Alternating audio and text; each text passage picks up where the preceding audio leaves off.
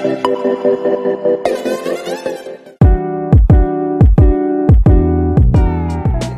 сайн байна уу? Намайг цэцэглэн гэдэг санхүү эдийн засгийн мэдээлэл системийн 3 дугаар курс суралцдаг оюутан байна. Талтаараа номер 1. За тэгээд дүүдэнд туршлагатай мундаг тийм хүмүүсээ болохоор мэдээллийн систем гэдэг техник яагаад сонгосон бэ гэх юм бол маш олон давуу талтай. Мэдээллийн 90 зунд бид нар амьдарч байгаа юмс ингээ хөгжиж байгаа. Тийм болохоор код бичих тэгээд IT тал руугаа мэдлэгтэй болох хэрэгтэй. Тэгээд тийм учраас тэрийгээ сайжруулах гэдэг үгнээс ингээ орсон. Өглөө цагаараа хөвчлэн зураг зурна.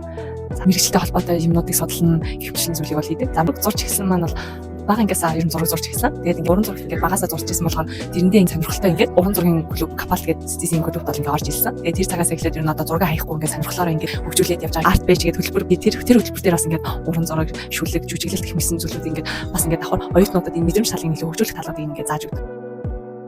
Энэ сургуулийг сонгож орно гэж шийдсэн бол зөв зүйлээ хийсэн байна. Манай сургууль маш олон давуу талыг болгодог. Хэрвээ та зурдаг бол ингээ зургаар таныг хөгжүүлж өгнө. Хэрвээ та ингээ дуулдаг бол ингээ клуб байгаа тэнд ингээд явж болно. Бэтгэлцдэг бол ингээ явж болно. Ингээ маш олон талын мэд ингээ чадваруудыг чи хөгжүүлэх зүйл байгаа. Мөн ингээ чадварлаг ур чадвартай багш нар байгаа болохоор мэдлэг ур чадвар дээр санаа зовлтгүй. Болохоор манай сургуулийг сонгоод хүссэн мэргэжлэрээ харилцаад яваарай гэж хүсэж байна.